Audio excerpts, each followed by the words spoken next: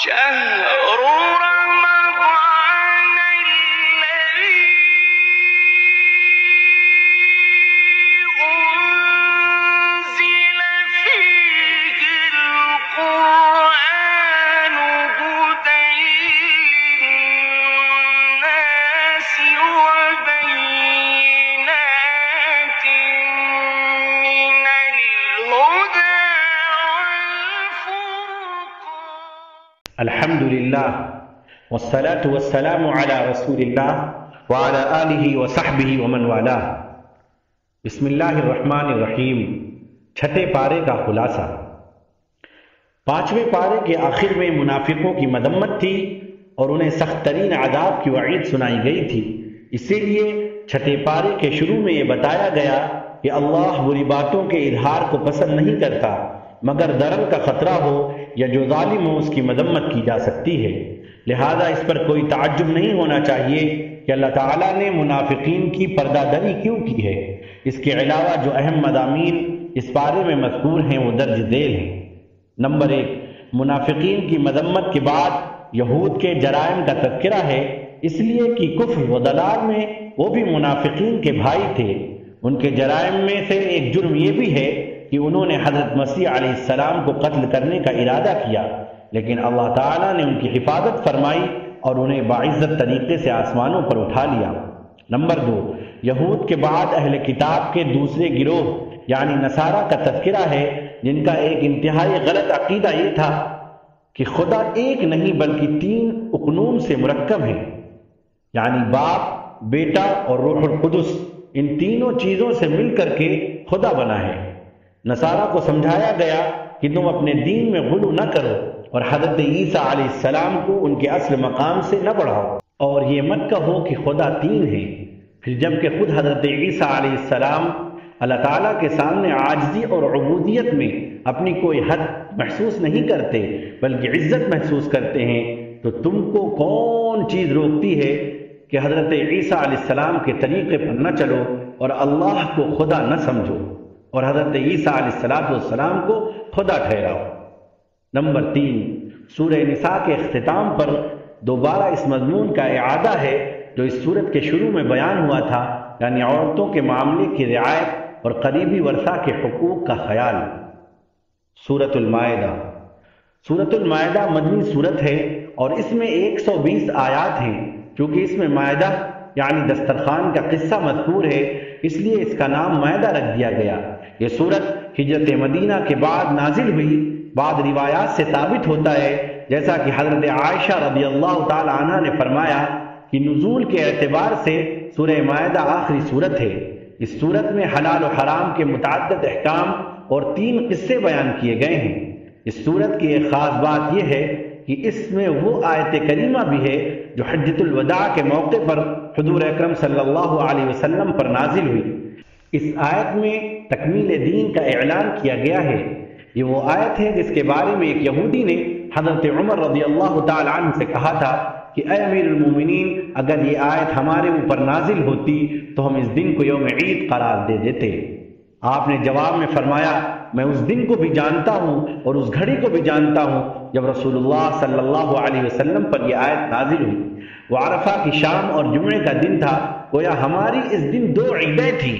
اس سورت کا جو حصہ چھٹے پارے میں آیا ہے، اس میں جو اہم مضامین بیان ہوئے ہیں وہ درج ذیل ہیں. نمبر 1، سورت کی ابتدا میں اہل ایمان کو ہر جائز عہد اور عقد کو پورا کرنے کا حکم دیا گیا ہے، خواہ وہ عہد و عقد انسان اور رب کے درمیان ہو یا انسان اور دوسرے انسان کے درمیان ہو. گویا یہ آیت ان احکام کو بھی شامل ہے جو اللہ تعالیٰ نے بندوں پر فرض کیے ہیں اور بے، شراء، شرکت، اجارہ، نکاح اور قسم جیسے تمام عقود کو بھی شامل ہے.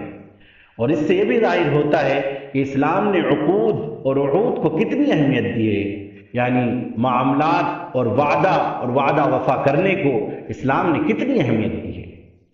نمبر 2، کھانے پینے کی بہت ساری ایسی چیزوں کی حرمت کا اعلان کیا گیا ہے جنہیں زمانے جاہلیت میں حلال سمجھا جاتا تھا، کیونکہ ان چیزوں کے کھانے میں صحت و جسم کا نقصان اور فکر و نظر اور دین و اخلاق کا بھی نقصان ہے. مثلا مردار، بہنے والا خون، خنزیر کا گوشت اور جانور جسے غیر اللہ کے نام پر ذبح کیا جائے، البتہ اضطرار کی صورت میں جبکہ جان کو خطرہ لاحق ہو ان کا کھانا جائز ہے۔ ان نجس چیزوں کے علاوہ باقی طیبات اور پاکیزہ چیزوں کو حلال قرار دیا گیا۔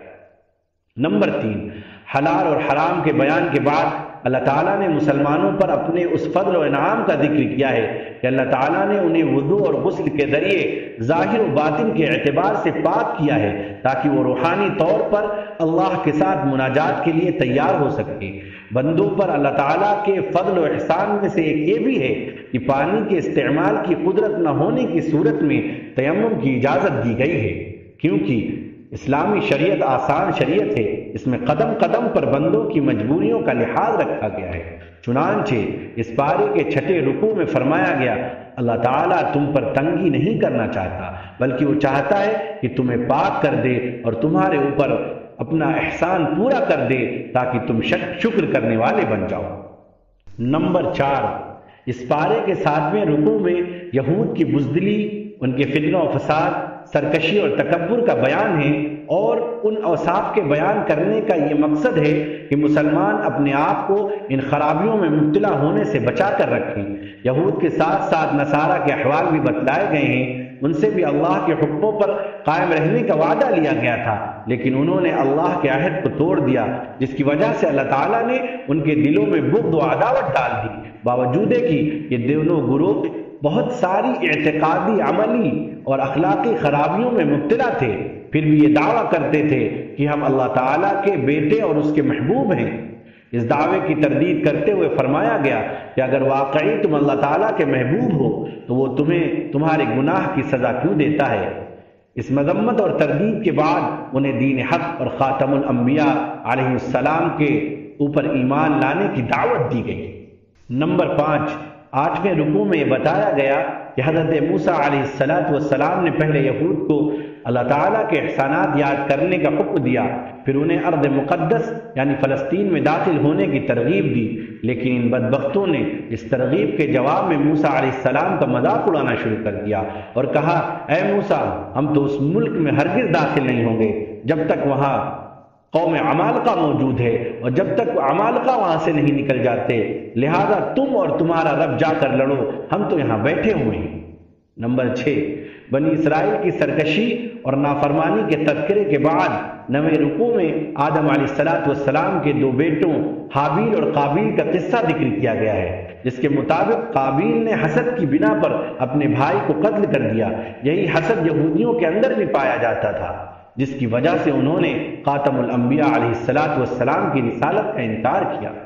نمبر 7، اسی قصے کی مناسبت سے ڈاکوؤں، باغیوں اور زمین میں فساد پھیلانے والوں کی سزا ذکر کی گئی ہے، یعنی کسی کو سولی دی جائے، کسی کو قتل کیا جائے اور کسی کے ہاتھ پاؤں الٹی جانب سے کاٹ دیے جائیں۔ پھر 10ویں رکوع میں چوری کرنے والے مرد اور چوری کرنے والی عورت کا ہاتھ کاٹنے کا حکم دیا گیا ہے، کیونکہ یہ ملک کے امن و تحفظ کے لیے خطرہ بنتے ہیں، لہذا ان کو ایسی سزا دینا ضروری ہے کہ اسلام انسان کی جان، مال، عزت کی حفاظت کو بڑی اہمیت دیتا ہے اور ان کے لیے خطرہ بننے والوں کے لیے ایسی عبرت ناک سزائیں تجویز کرتا ہے کہ ان کا تصور ہی انسان کو جرم کے ارتکاب سے روک دے اور ایسے لوگوں کو سر اٹھانے کا موقع نہ ملے جو اجتماعی امن کے لیے خطرہ ثابت ہوں۔ چند ہاتھ کٹنے سے لاکھوں انسانوں کو اگر امن و سکون میسر آ جاتا ہے تو یہ گھاٹے کا سودا نہیں ہے۔ آج کی دنیا جو کہ جرائم کی کثرت کی وجہ سے جہنم کا نمونہ بن چکی ہے، چیخ چیخ کر اسلامی قوانین اور حدود کے نفاذ کو دعوت دے رہی ہے۔ نمبر 8، ڈاکہ زنی، چوری اور فساد کے احکام بیان کرنے کے بعد فسادیوں کے 2 بڑے گروہوں کا تذکرہ ہے، یعنی منافقین اور یہود۔ پہلے گروہ کا ذکر اختصار کے ساتھ ہے اور دوسرے گروہ کا تفصیلی تذکرہ ہے۔ فرمایا گیا، اے رسول صلی اللہ علیہ وسلم، آپ کو وہ لوگ غم میں نہ ڈالیں جو کفر میں جلدی کرتے ہیں، وہ جو اپنے منہ سے کہتے ہیں کہ ہم مسلمان ہیں اور ان کے دل مسلمان نہیں، اور وہ جو یہودی ہیں یہ جھوٹ بولنے کے لیے جاسوسی کرتے ہیں اور ایک دوسری جماعت کے جاسوس ہیں جو آپ کے پاس نہیں آئی۔ یہود کے ساتھ ساتھ نصارہ کی گمراہی کا بھی بیان ہے اور بتلایا گیا ہے کہ ان کو تورات، انجیل دی گئی تھی، لیکن انہوں نے ان کتابوں کے مطابق اپنے فیصلے نہ کیے۔ نمبر 9، تورات اور انجیل کے ذکر کے بعد قرآن کا تذکرہ ہے جو کہ ہدایت اور گمراہی میں فرق کرنے والا ہے، اور یہی کتابوں کا محافظ ہے۔ عقائد، عبادات، معاملات اور اخلاق سے تعلق رکھنے والی کوئی ایسی نصیحت اور کوئی ایسا کام نہیں جو انسانیت کی فلاح کے لیے ضروری ہو اور کتب سابقہ میں تو ہو مگر قرآن کریم میں نہ ہو۔ نمبر 10، اس کے بعد مسلمانوں کو یہود و نصارہ کے ساتھ قلبی دوستی لگانے سے منع کیا گیا ہے کیونکہ وہ امت اسلامیہ کے سخت ترین دشمن ہیں۔ فرمایا گیا، اے ایمان والو، تم یہود و نصارہ کو دوست نہ بناؤ، وہ آپس میں ایک دوسرے کے دوست ہیں، اور تم میں سے جو ان سے دوستی رکھے گا وہ انہی میں سے ہوگا، بے شک اللہ تعالیٰ ظالم قوم کو ہدایت نہیں دیتا۔ قرآن کریم کی صداقت کا زندہ معجزہ ہم اپنی آنکھوں سے دیکھ رہے ہیں کہ آپس کے شدید مذہبی اور سیاسی اختلافات کے باوجود یہود و نصارہ مسلمانوں کے مقابلے میں متحد ہیں۔ تعجب تو اس بات پر ہے کہ عالم اسلام کے حکمراں قرآن حکیم کی واضح ہدایت کے باوجود یہود و نصارہ سے پینگے بڑھاتے ہیں اور ان کے اشاروں پر بنیاد پرست مسلمانوں پر ظلم و ستم کے پہاڑ ڈھاتے ہیں۔ نمبر 11، کفار کے ساتھ جب قلبی دوستی لگائی جائے گی تو ارتداد کا بھی خطرہ رہے گا، اسی لیے اگلی آیات میں مسلمانوں کو ارتداد سے بچنے کی تلقین کی گئی ہے، کیونکہ ارتداد سے سارے اعمال باطل اور ضائع ہو جاتے ہیں اور انسان پر ہمیشہ کے لیے دوزخ واجب ہو جاتی ہے۔ ساتھ ہی یہ بھی وضاحت کر دی گئی ہے کہ اللہ کا دین تمہارا محتاج نہیں ہے، اگر تم مرتد ہو جاؤ گے یعنی اسلام سے پھر جاؤ گے تو اللہ تعالیٰ تم سے بہتر لوگوں کو دین کی خدمت کے لیے کھڑا کر دے گا۔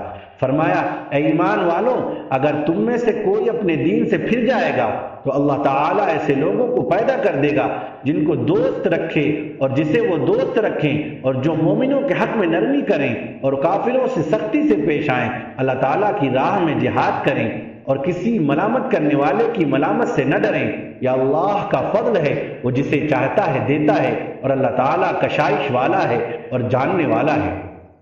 نمبر 12، یہود و نصارہ کی دوستی سے منع کرنے کے ساتھ ساتھ سچے اہل ایمان سے دوستی لگانے کا حکم ہے۔ کفار کی دوستی کی قباحت کو واضح کرنے کے لیے مسلمانوں کو سمجھایا گیا ہے کہ وہ اسلام کے شعائر کا مذاق اڑاتے ہیں، اسی لیے ان کے ساتھ دوستی کسی بھی طور پر جائز نہیں۔ یہود و نصارہ کی گمراہیوں میں سے یہ بھی ہے کہ انہوں نے اسلام اور قرآن مجید کو جھٹلایا، اور نصارہ نے حضرت عیسیٰ علیہ السلام کو خدا ٹھہرایا، جیسا کہ چھٹے پارے کے 14ویں رکوع میں فرمایا، بے شک وہ لوگ کافر ہوئے جنہوں نے کہا اللہ وہی مسیح ابن مریم ہے، اور ان میں سے بعض نے کہا وہ 3 میں سے تیسرا تھا۔ قرآن نے ان کے غلط نظریے کی تردید کرتے ہوئے فرمایا، مسیح ابن مریم اور ان کی والدہ دونوں کھانا کھاتے تھے۔ ظاہر ہے جو کھائے گا وہ فرقہ نکالنے کا بھی محتاج ہوگا، اور جو محتاج ہے وہ خدا نہیں ہو سکتا۔ نمبر 13، یہود و نصارہ دونوں کو دین میں ناحق غلو کرنے اور خواہشات کی اتباع کرنے سے منع کیا گیا ہے، کیونکہ یہ غلو اکثر گمراہی کا سبب بنتا ہے۔ نمبر 14، چھٹے پارے کے آخری رکوع میں یہود پر اللہ تعالیٰ کی لعنت کا سبب بتلایا ہے، وہ یہ کہ وہ اللہ تعالیٰ کی نافرمانی کرتے تھے اور حد سے تجاوز کر جاتے تھے اور ایک دوسرے کو برے کاموں سے منع نہیں کرتے تھے۔ یہ سبب ذکر کر کے اصل میں امت اسلامیہ کو سمجھایا گیا ہے کہ وہ امر بالمعروف اور نہی عن المنکر کرتے رہیں، وگرنہ ان پر بھی ویسے ہی اللہ تعالیٰ کی لعنت ہو سکتی ہے جیسا کہ بنی اسرائیل پر لعنت ہوئی۔ اور یہ بات خود نبی کریم صلی اللہ علیہ وسلم نے ایک روایت میں ارشاد فرمائی، ترمذی میں ہے کہ آپ نے فرمایا، جب بنی اسرائیل معاصی میں مبتلا ہوئے تو ان کے علماء نے انہیں منع کیا مگر وہ باز نہ آئے، ان کی مجلسوں میں بیٹھتے رہے اور ان کے ساتھ کھاتے پیتے بھی رہے، چنانچہ اللہ تعالیٰ نے ان سب کے دلوں کو ایک جیسا کر دیا اور داؤد اور عیسیٰ ابن مریم علیہ السلام کی زبانی ان پر لعنت فرمائی، یہ اس لیے کہ وہ نافرمانی کرتے تھے اور حد سے تجاوز کر جاتے تھے۔ رسول اکرم صلی اللہ علیہ وسلم پہلے ٹیک لگائے ہوئے تھے مگر یہ فرماتے ہوئے سیدھے ہو کر بیٹھ گئے، اور آپ نے فرمایا، اس ذات کی قسم جس کے قبضے میں میری جان ہے، نہ تمہارا ایمان کامل ہو سکتا ہے اور نہ ہی تم اللہ تعالیٰ کے عذاب سے نجات پا سکتے ہو جب تک کہ تم لوگوں کو حق کی دعوت نہ دو اور حق قبول کرنے پر آمادہ نہ کرو۔ ترمذی شریف۔ نمبر 15، آخری آیت میں بتایا گیا ہے کہ مسلمانوں کے سب سے سخت دشمن یہود اور مشرکین ہیں، اور قرآن کے اس دعوے پر یہود کی پوری تاریخ گواہ ہے۔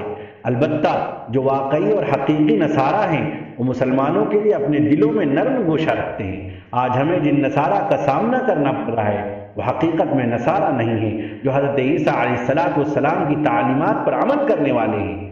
ان کی اکثریت تو فکر و عمل کے اعتبار سے یہود کے رنگ میں رنگی ہوئی ہے۔ بے شمار ایسے ہیں جو ملحد اور بے دین ہیں، صرف نام کے عیسائی ہیں، باقی جو بچتے ہیں وہ مسخ شدہ عیسائیت پر عمل پیرا ہیں۔ صدق اللہ العظیم۔ السلام علیکم ورحمۃ اللہ وبرکاتہ۔